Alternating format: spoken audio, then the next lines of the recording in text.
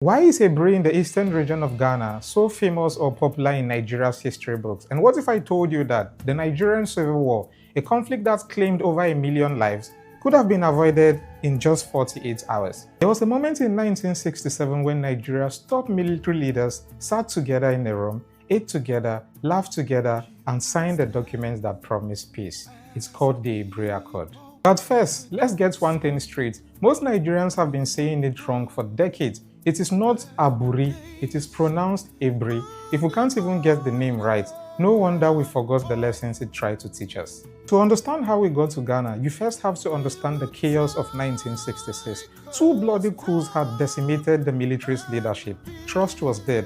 Thousands of Easterners were fleeing back home for safety. Now, at the time, Nigeria was literally a power keg, and the two main characters, Lieutenant Colonel Yakubu Gowon, the new head of state, and Lieutenant Colonel Chukwuemeka Ojukwu, the governor of the eastern region in Nigeria. There was just one problem. Ojukwu wouldn't come to Lagos because he didn't believe he would live alive. Gowon also couldn't go to Enugu. They needed neutral ground. Now enters Ghana, and their leader, General Joseph Ankara, offered the famous presidential lodge in Aburi, which itself was built by the legend himself, Dr. Kwame Nkrumah, a place of cool breeze and calm nerves to settle the fate of 55 million people. For 2 days in January 1967, they talked. Ojukwu came prepared with files.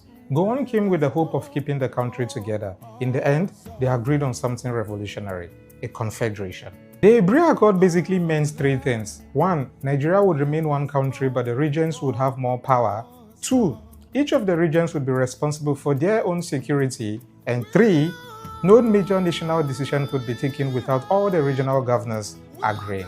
For a moment, it worked. They even toasted to it. They promised no more force. If these agreements had held, the map of Nigeria today would look very different. At this point, I guess your impatient self is already asking, so what's happened? Well, the devil, as they say, is usually in the details. When they got back to Nigeria, civil servants in Lagos told Yakubu Gowon that the accord gave too much power away. And Ojukwu, he was like, nah, the Aburi Accord must stand. So the agreement stayed on paper, but the bullets started flying. Months later, the civil war began.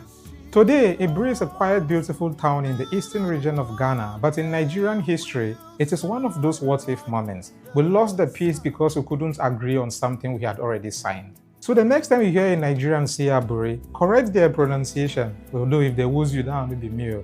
Wow. But most importantly, try visiting Aburi for yourself. It's one of the most beautiful places you'll ever visit. You have me to thank for it. And as always, you're welcome.